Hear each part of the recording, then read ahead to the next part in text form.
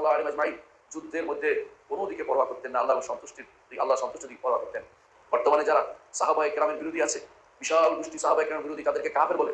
ওই গোষ্ঠীকে যদি আপনি আপনার অন্তরে জায়গা দেন, আপনি সাহাবায়ে কেরামকে অন্তরে জায়গা দিতে পারলেন না। যারা সাহাবায়ে কেরামকে তাকফীর করে, বিশাল গোষ্ঠীর ভালোবাসা আপনার অন্তরে কিভাবে জায়গা দেন আমার বুঝে আসে না। আপনারা জানেন এরা কারা? এরা অধিকাংশ সাহাবায়ে কেরামকে তারা কাফের বলে। এরা ইসলামের নাম দিয়ে বিভিন্নভাবে ধোঁকা দিচ্ছে, অথচ আপনি তাদের দ্বারা প্রতারিত হচ্ছেন।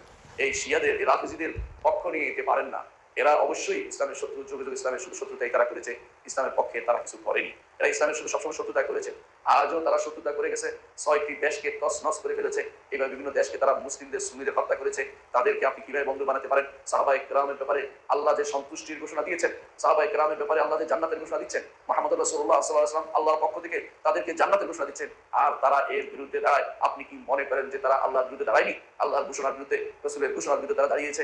তারপর আপনি তাদেরকে ভালোবাসতে পারেন কি করে? আপনাকে অবশ্যই আপনার ঈমান নিয়ে আবার চিন্তা করতে হবে যে আমি কি আসলে সত্যিকার ঈমান আছি কিনা, যে ঈমানের উপর থাকার জন্য আল্লাহ আমাদের নির্দেশনা দিয়েছেন, এবং যে ঈমানের উপর থাকলে আল্লাহ তাআলা বলছেন যে রাদিয়াল্লাহু আনহুম ওয়া রাদু আনহু, আল্লাহ তাদের উপর সন্তুষ্ট হবেন এবং তারাও আল্লাহর উপর সন্তুষ্ট হবে। এবং যারা আল্লাহর গোষ্ঠী বলে আল্লাহ ঘোষণা করেছেন, এরা সবাই আল্লাহর দল। আল্লাহর দল, কিন্তু এই আল্লাহর দল বলতে তথাকথিত হিজবুল্লাহ ওয়াল উজ্জাকে বুঝাচ্ছি না।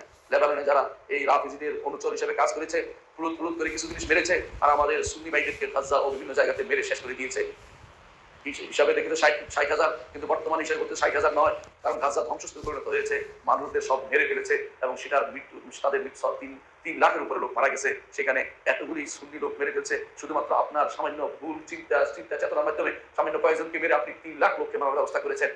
এর পিছনে যারা ষড়যন্ত্র করেছে, ইন্ধন দিয়েছে, তাদেরকে চিনে না রাখলে আপনি সবসময় অন্ধকারে হাতে বেড়াবেন। আপনি 1200 লোক মেরেছেন, তারা 3 লাখ লোক মেরেছে। কে ক্ষতিগ্রস্ত বেশি হয়েছে বোঝা উচিত। আগুন লাগিয়ে দেওয়া বড় কথা নয়, আগুনটা জায়গা মতো লাগাতে হয়, সময় মতো লাগাতে হয়। যখন তখন যুদ্ধ লাগিয়ে দেওয়া, এটা মুসলিমদের, কারণ মুসলিমদের কাজ হতে পারে না, মুসলিমরা এই কাজ করে না। তারা চিন্তা করে যে এর পিছনে কি ষড়যন্ত্র আছে বা এর পরিণতি কি হতে পারে, এই চিন্তা করে তারপর তারা যুদ্ধে প্রবৃত্ত হয়। সুতরাং যারা আপনাকে এই কাজে লাগিয়েছে, আপনাকে এই কাজে উৎসাহ দিয়ে লাগিয়েছে, তাদেরকে দেখুন, তারা কিন্তু তাদের দেশের শান্তির জন্য ইউরোপ আমেরিকার সাথে চুক্তি করেছে, আপনার জন্য একটি শব্দ কান্নাকাটি করেনি, আপনার জন্য শর্ত দেয়নি। তারা ঠিকই নিজের শান্তির জন্য চুক্তি করেছে।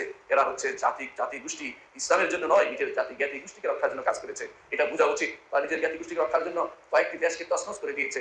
এরা ইরাককে তছনছ করেছে, ইরানকে তছনছ করেছে, এরা আমাদের বাহরাইনকে হস্তক্ষেপ করেছে, ইয়েমেনকে তারা শেষ করে দিয়েছে, তারা সিরিয়াকে, সুন্নিদেরকে 1.5 লাখ সুন্নি মেরে ফেলেছে। এরপর তারা অগ্রসর হয়েছে, লেবাননের বিভিন্ন এলাকা তারা ধ্বংস করেছে। তারপরও তারা আপনাদের কিভাবে বন্ধু হয় আমার বুঝে আসে না। ঝগড়া লাগিয়ে দেওয়া নয়, মুসলিমদের রক্ষা করা দায়িত্ব। রক্ষা করতে না পারলে যেভাবে রক্ষা করতে সেভাবে করতে হয়। অর্থ ব্যয় করে যদি কোনো মুসলিমদের রক্ষা করা যায়, সেটা করা ইমানদারের উপর ওয়াজিব। সেটা না করে মুসলিমদের মেরে ফেলা কোনো দায়িত্বের ভিতরে পড়ে না। দায়িত্ব জ্ঞানহীন যারা করেছে, তারা আপনার বন্ধু কিভাবে হতে পারে? চিন্তা করে দেখুন,